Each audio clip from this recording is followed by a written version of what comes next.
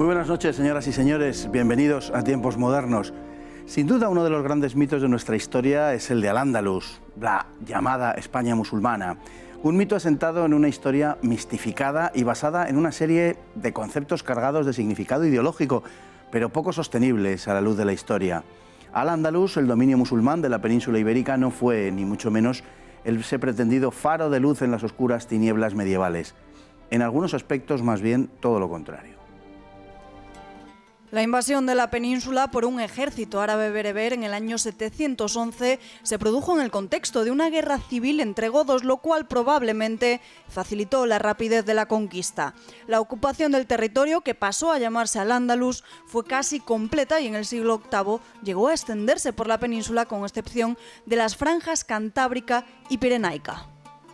Desde entonces y hasta finales del siglo XV, el espacio ibérico fue dividido en dos grandes regiones culturales y religiosas. Por un lado, los reinos cristianos del norte, que se reconocían en la España visigoda y en la tradición cristiana, y por otra, el Emirato primero, el Califato después y las taifas más tarde, las unidades políticas de Al-Ándalus.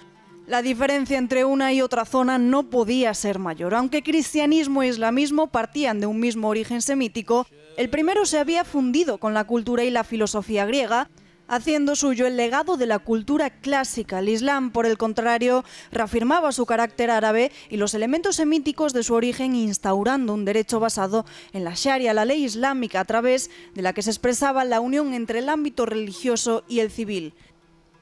Pasados los primeros años de pujanza, la inestabilidad se convirtió en una característica de la zona musulmana. Además, los cristianos en Al-Ándalus vivían una situación de opresión. Eran abrumados a impuestos, les estaba vedado el desempeño de tareas administrativas y militares, se atacaba su cultura, a su religión, sometidas a un creciente número de prohibiciones, y estaban obligados a expresarse en árabe, una situación que culminó en las ejecuciones masivas de Córdoba en el siglo IX. La sociedad musulmana era profundamente desigual, pese a sus pretensiones en sentido contrario. Los baladíes, los árabes y sus descendientes se encontraban en la cúspide, seguidos de los bereberes, despreciados por estos. Luego los muladíes, cristianos convertidos al Islam, la última clase de las musulmanas, porque lo que había debajo eran los no creyentes mozárabes y judíos, que solo precedían en la escala social a los numerosos esclavos de Al-Ándalus. Fue Al-Ándalus una sociedad culta y tolerante en la que se verificó una convivencia de las distintas religiones en un régimen de indulgencia generalizado hacia las creencias ajenas. En modo alguno. La de Al-Ándalus fue una sociedad que restringió enormemente y que persiguió las religiones que no eran la musulmana, que impuso un solo idioma y que se articulaba en una estricta jerarquía étnico-religiosa. Cuando la intensidad de su pasión religiosa se desvanecía, oleadas de integristas procedentes del norte de África reactivaban dicha religiosidad, inyectando un fanatismo que permitió a Al-Ándalus mantenerse algún tiempo más del que seguramente hubiera logrado por sí mismo. Pero al fin y a la postre el resultado fue la completa derrota de Al-Ándalus al término del proceso reconquistador, esencial para entender la construcción de España. Uno de los mitos de nuestra historia, el mito de Al-Ándalus, uno de los más persistentes, como se ha dicho, quizá por razones ideológicas. Don Pío Moa, muy buenas noches. Hola, buenas noches. Autor de este libro, La Reconquista y España, un libro en el que se da cuenta de toda esta querella, entre otras muchas cosas, porque es una interpretación del proceso reconquistador en la historia de España. Empecemos por el principio, una cuestión muy básica, pero creo que hay que aclarar para muchos telespectadores, para muchos españoles. Al-Ándalus no es solo Andalucía, Al-Ándalus es todo el territorio peninsular conquistado por los musulmanes. Exactamente. Al-Ándalus es el nombre de la península islamizada, que fue retrocediendo. Primero avanzó, ocupó prácticamente toda la península, incluso un trozo del sur de Francia, y luego fue retrocediendo. El nombre de Al-Ándalus realmente no se sabe bien de dónde viene. Unos dicen que de los vándalos, cosa rara porque los vándalos se fueron al norte de África, o de la Atlántida. En realidad no se sabe bien. Sea lo que fuere, es como ellos llamaban a lo que había sido España. Una zona, curiosamente, digamos, que fue decayendo rápidamente en su pasión religiosa, como se ha dicho, y que tuvo que recibir inyecciones continuas en 3 ocasiones muy destacadas desde el norte de África de lo que llamaríamos actualmente fundamentalismos o integrismos musulmanes. Bueno, Al-Ándalus siempre fue muy integrista La población muladí, por ejemplo, lo era muy integrista, más aún que las clases altas. Las clases altas eran fundamentalmente árabes y realmente decayeron mucho en cuanto a su cumplimiento de la religión, pero seguían siendo muy religiosos. Ahora bien, otra cosa es que bebieran vino, muchos de ellos, en fin, tuvieran un comportamiento muy peculiar. Relajado. Y de vez en cuando vinieron según los cristianos, o sea, los españoles avanzaban desde el norte, pues sobre todo cuando llegaron las taifas, se vieron en una situación muy complicada. Y entonces pidieron ayuda a los bereberes, los almorávides, luego los almohades, luego los benimerines, y estos llegaban con un espíritu mucho más duro, ¿no?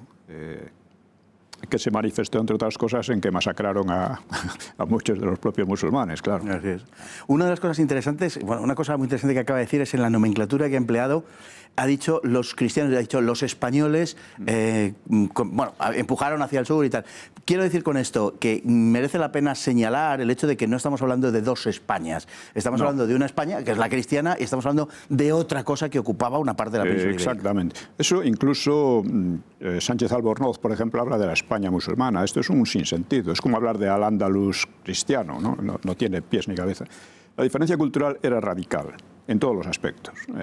Desde la vida más corriente, la vestimenta, el tipo de gastronomía, hasta por supuesto la religión y el conjunto de la cultura, el derecho y tal, eran radicalmente diferentes y opuestos, ¿no? Entonces, Al-Ándalus era una cosa, España era otra. España se basaba en la herencia hispanogótica, esta era la base principal. Y conviene decir también, o señalar otro aspecto, y es que, aunque se ha identificado religión y reconquista, no son lo mismo.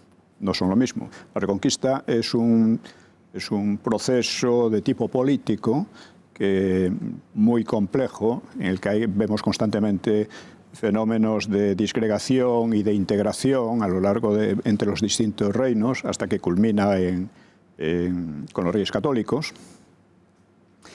Pero es importante porque se trata de un proyecto político de recobrar la España hispanogótica, en definitiva, ¿no? La religión fue fundamental, un elemento esencial, pero no era lo mismo. Hay una tensión y una diferenciación importantes, que a veces, por ejemplo, para la Iglesia, la reconquista, me refiero a Roma, etcétera, el papado, la reconquista no era una cosa importante. Era importante la expulsión de los musulmanes, pero si en el proceso quedaba el país dividido en varios estados, pues rivales entre sí y débiles, pues a Roma no le importaba demasiado. De tal manera que en unas ocasiones apoyó la disgregación, en otras apoyó la reconquista totalmente, pero no es lo mismo. Un efecto de eso fue Portugal. La secesión de Portugal se debe en gran parte al papado. La reconquista culmina no con la toma de Granada, sino con la recuperación de Navarra, unos años después. Ahí es la reconquista, el proyecto político. El proyecto religioso, que va muy unido, pero como digo, no es el mismo. Y esto lo podemos ver la diferencia desde Leovigildo. Leovigildo, cuando hablamos de los godos, debemos señalar una diferencia esencial entre el reino godo anterior a Leovigildo y el posterior. Antes de Leovigildo, los godos eran una élite que estaba ahí ajena al país en todos los sentidos, que podía haberse marchado de España tranquilamente, como se había marchado de muchos otros países, ¿no? Pero con Leovigildo ya se identifica claramente un proyecto político en la península. Trata de reunificar Hispania, cambia, la cultura se hace cada vez más hispánica, más romana, más bizantina, de origen bizantino, y se trata de una labor unificadora. En cambio se encuentra con que su hijo Hermenegildo, que se hace católico, y con eso hacerse católico por poco, destroza la labor política que estaba haciendo Leovigildo. Menos mal que Recaredo, vuelve a una situación de distintos reinos y tal. Menos mal que Recaredo culmina la labor de su padre, Leovigildo, pues pasando del arrianismo al catolicismo. La conversión del reino del Tercer Concilio. Pero siempre hay una diferenciación y conviene tenerla en cuenta porque muchos pretenden que no. El papado muchas veces ha jugado contra España y contra la unidad de España. Eso es un hecho real. Nos queda apenas un minuto, pero un minuto para remarcar un aspecto, y es que la España de Al-Ándalus, por llamarlo así, la parte de la península, por ser más precisos, en manos de Al-Ándalus, obedece a una tradición que no tiene ninguna relación con Europa, mientras que la otra parte, en gran medida también, por esa reivindicación del pasado godo que se dará en el reino Asturi, que luego pasa a León, sí que la tiene y plenamente. Por tanto, estamos ante dos tradiciones enteramente enfrentadas, que luego cuyo enfrentamiento continuará más adelante. Y hay que señalar un aspecto principal que yo lo he señalado en el libro y no lo ha visto casi ningún historiador que yo sepa, y es que cuando el califato de Córdoba estalla y se crean las taifas, ninguna taifa es autóctona, ninguna taifa es muladí, quizás alguna por ahí perdida. Son o árabes, o bereberes, o eslavas. ¿Por qué? Porque Al-Ándalus se basó siempre en un despotismo militar. Al-Ándalus se mantenía con un ejército que era un ejército ajeno a los naturales del país. Un ejército compuesto de bereberes, de esclavos de origen eslavo, una gran parte de ellos, y que eran además odiados por la población. Y por supuesto de árabes, que eran los que estaban por encima. Y esa era una de las razones por las que Al-Ándalus estuvo en una especie de guerra civil permanente que ayudó mucho a que la reconquista se hiciera. Porque la reconquista empieza en unos territorios muy débiles, muy demográficamente y económicamente, y sin embargo se va imponiendo en gran medida gracias a la guerra civil permanente en que vive Al-Ándalus. Interesantísimo lo que nos cuenta don Pío, que además es un aspecto novedoso, efectivamente, que aporta en su libro. Un libro que le recomendamos vivamente, La Reconquista de España, porque arroja una luz, además de forma muy profunda y al mismo tiempo divulgativa, de todo este periodo medieval que les garantizo que es particularmente interesante. Vaya por una segunda edición y no tenemos duda de que pronto irá por una tercera. Muchísimas gracias. Muchas gracias. Don Pío, por su presencia esta noche con nosotros, y a todos ustedes, muchísimas gracias también por estar ahí. Hasta mañana, si Dios quiere.